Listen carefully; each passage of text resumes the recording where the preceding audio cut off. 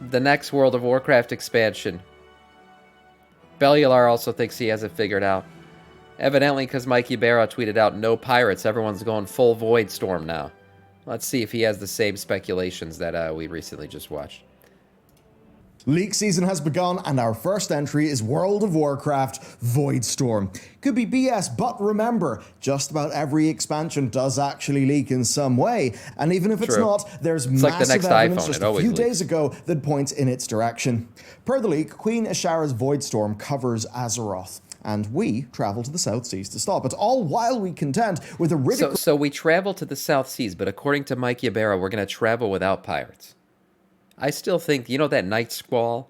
You know, he's the Night Elf who went to the other side and came back alive, and now he's getting more ships to go back again. I bet you he has a thing where he's like, I am no pirate. Like, he always says that or something. I guarantee you, Mike Ybarra's fucking with us. I don't believe his tweet. Totally. There's no way there's not going to be any pirates. There's just no way. Unless Blizzard fucked up and they just released all this pirate shit by accident or something. Taking after Galakrond and or they had a plan for a pirate expansion. They created all these assets, kind of like somebody said on our Discord yesterday, and now they pulled a 180, decided not to do a pirate expansion, but they're like, well, we already made all this pirate shit, so give it away in twist drops. The planet apart as he takes wing. Azeroth is stirring, and the Harbinger seeks to wake her as a corrupted shadow creature to end all life. Thrall, the world shaman, will return to defend her alongside the Earthen Ring. Together we will visit the elemental planes to restore the natural order before we travel to Azeroth's core to cleanse her. All built towards the next expansion to World of Warcraft and Azeroth. Like Ahsoka when she says, I'm no Jedi. She's clearly a fucking Jedi. All right, you left the order, shut the fuck up, you're a Jedi. And so is the Night Squall. He's a pirate, but yeah, he might have this thing where he goes, I'm no pirate. Telling you guys. And also, look at these! Wow, it's the Pale Beyond Deluxe vinyl. Hold it round the right way. Yes, the soundtrack vinyl also comes with 52-track digital download, and here's even the art book. You can get them at store.bellular.games. Thanks for helping keep the lights on, team. Oh, yeah. And with that, let's talk about zones then. Okay, a large archipelago is down here, southeast of Kalimdor. Seamless zone travel will be provided via ship and by dragon riding, though at first... The seamless travel by ship, I think, is going to... I don't know about dragon riding. That doesn't make sense. If you're going to travel by ship, why would you have dragon riding? Who's going to go by a ship if you can just dragon ride there? That doesn't make any sense. I think we're going to have ship riding. I still think that's going to happen. It's going to be Blizzard's answer to not only... what's it called? Being able to sail the open sea without loading screens, because the Zarlek caverns are a new technology they added where you can just go in there without loading screens. I think they added that for the next expansion. So we're going to have loadless screen open sea sailing. That's going to happen on our own ships, kind of like dragon riding. It'll also be Blizzard's answer to player housing, because you'll be able to customize the ship and use it as a house, right? And go down into the ship and be able to customize all that shit. That's going to happen too. And sailing to the next expansion. That shit's going to happen too, okay? Whether or not it's the other side of Azeroth or not, or just an open island, I don't know. Nope, no fatigue. Well, yeah, no fatigue. Well, if you're on your ship, yeah, you can't just swim by yourself. To me, that's what's going to happen. I would ride a ship over a dragon. Yeah, so would I, actually. So would I.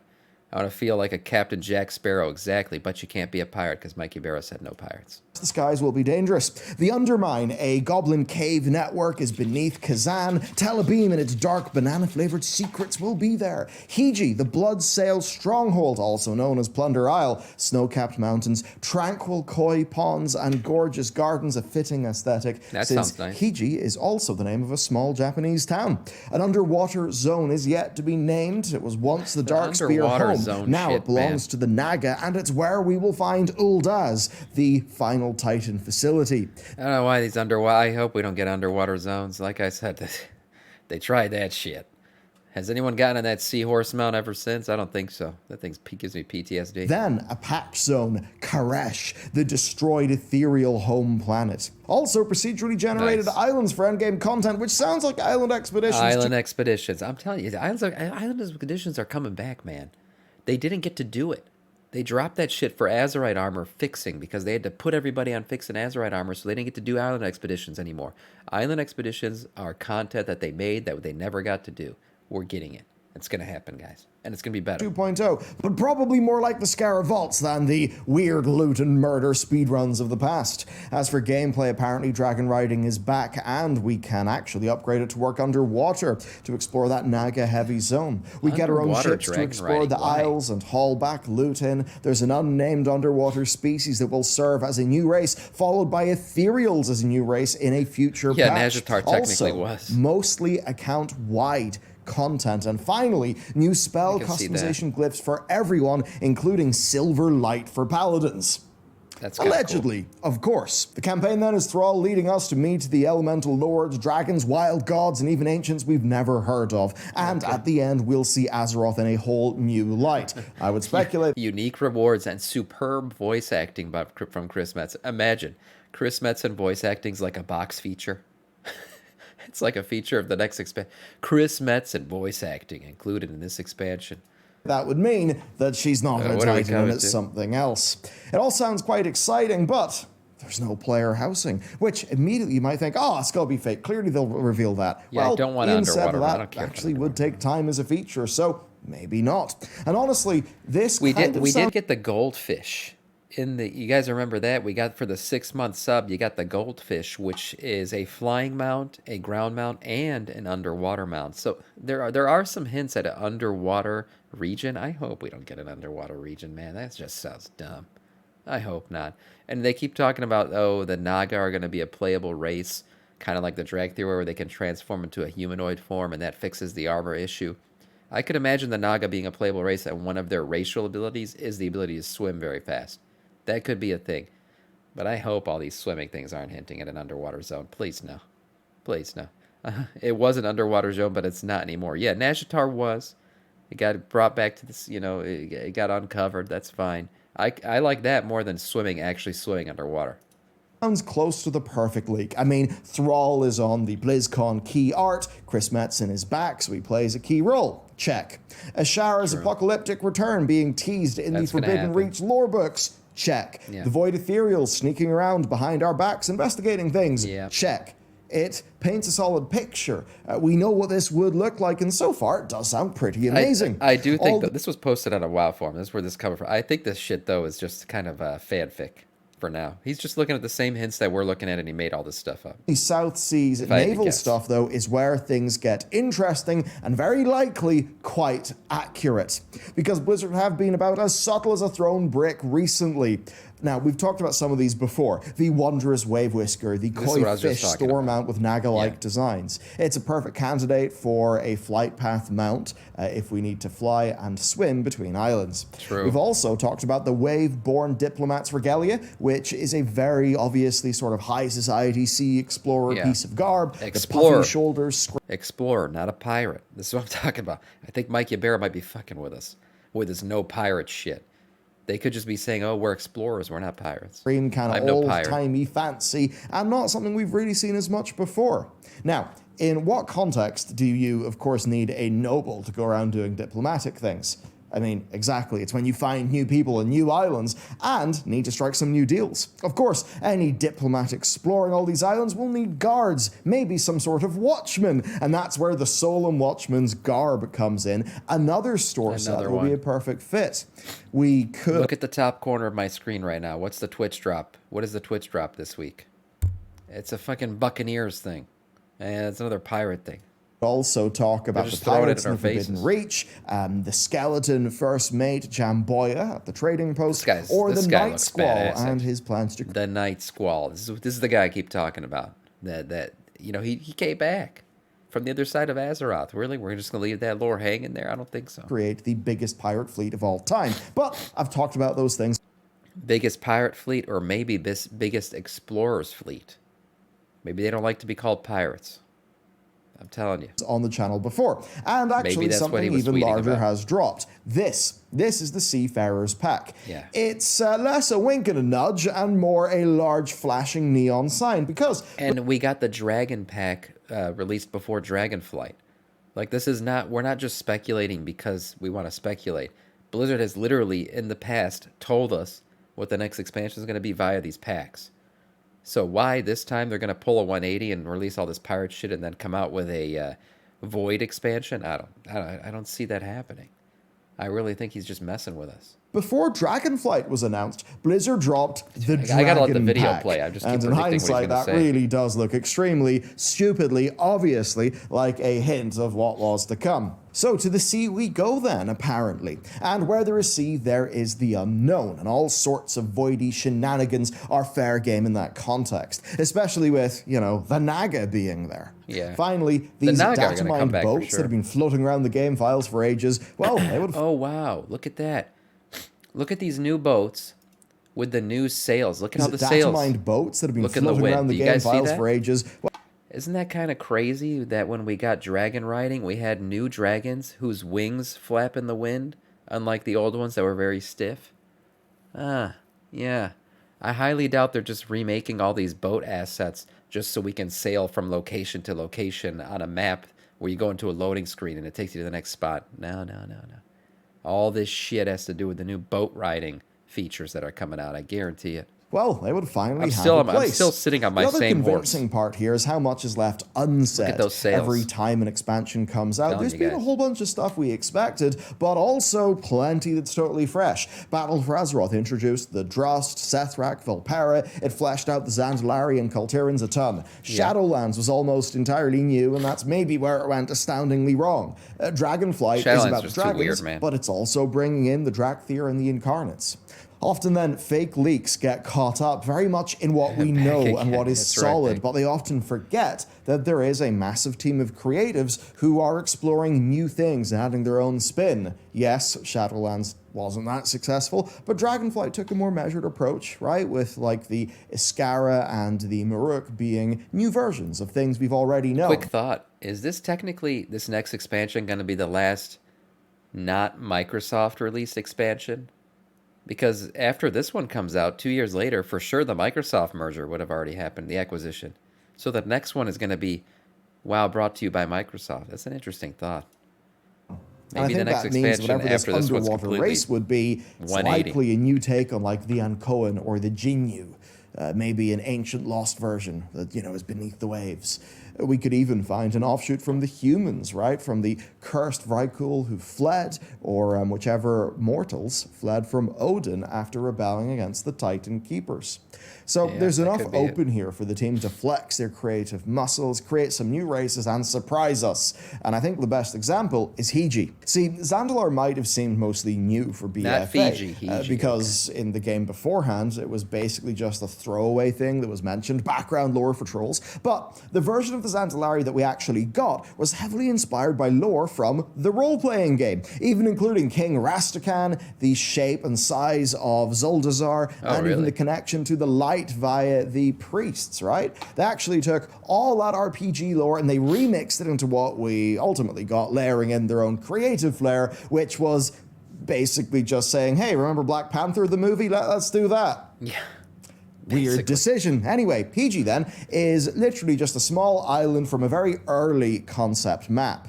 Later maps then showed something called Plunder Isle in its place.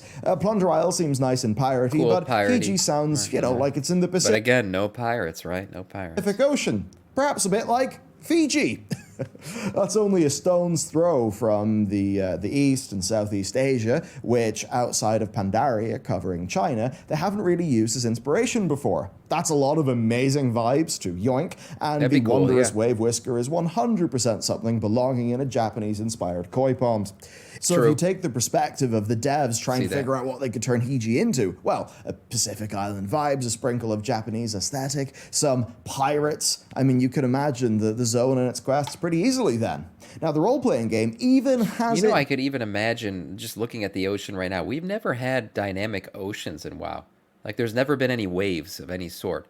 There was a wave in the Cataclysm cinematic that wiped out Booty Bay, but other than that, we've never seen waves, and we've never seen them in game. I can imagine them as you sail further away from the islands, or you hit really what's the open sea, that the ocean becomes more dynamic, and you start to get waves and splashing and all kind of shit like that. That'd be cool. I'd love to sail around in Azeroth.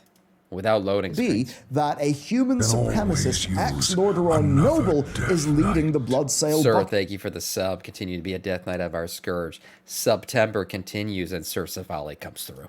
Buccaneers. So if that sort of pattern holds, we'll actually, I think, see that play out in a pretty fun way if they're remixing in that RPG lore, because a lot of the RPG lore is actually pretty cool. Yeah. Where this leak starts to fall apart, though, is the gameplay territory. 2 new races, 1 in a patch, seems kind of unlikely, though I guess in allied races they did show they could throw things out pretty quick. No new classes or specs. I will say, I hope the next set of races we get added to the game are not allied races. I think that's too played like now. It's enough. Like, why do we gotta have? Why can't we just add races like we used to? Why does there obviously the whole campaign to play through and everything? That shit's kind of gone now. There's no rep grinder anymore for it. Just give us regular races that you can start with and pick from the very beginning. Me doesn't make the most sense, given how happy Blizzard have been to do crazy things like the Evoker and even, you know, add a new spec mid-expansion. Now, explorable islands with your own ship. I mean, hey, with your own ship, that sounds sick, but, well, that's what I'm saying. Player housing. Kind of sounds unlike. You've been wanting player housing, you're going to get player ships that you can customize, you know, just saying. This is Blizzard's answer. Likely, unless maybe the ships are some sort of test run for player housing. I mean, the cosmetic class glyphs I swear, I didn't watch appear this to video be before. Just taking I'm a just fan theory and shit. doing it. Which, in fairness, Blizzard would be pretty sane to do themselves. And then, as good as the Scarab Vaults were, I think announcing something that is procedurally generated, like with the islands, even though that could be really cool, and they could make some very, very great gameplay there, in a way it could be public relations suicide, because of course, players will just remember island expeditions and grinding for artifact power, which... but island expeditions were a grind, they were shitty, and they could have become great, but like I said, the Blizzard team had to just drop them to fix Azerite armor, because Azerite armor was so broken. So these never really got a fair shot. They didn't. Like, even if the content is great, the optics could be a rough sell. The last bit, then, that's off for me is how this doesn't have any crazy new gameplay features or changes to how the game works. And really, with how mad the team has been experimenting lately, I'd be surprised if they didn't try to blow our socks off in some form. I think ship riding would be a big... The point here today is not that this leak is real, or so obviously fake, whichever you choose to believe. It is more that these are the things you should look out for in a leak. And also, there's a lot of things that do point to what we're actually going to be getting, like all of those things that have happened in the Blizzard store. To cover the leak skeptically, it is clearly speculation based off the knowledge that is available, which means that it's missing that crucial element, whatever batshit idea Metzen and the team have got to bring the real vibes of WoW back.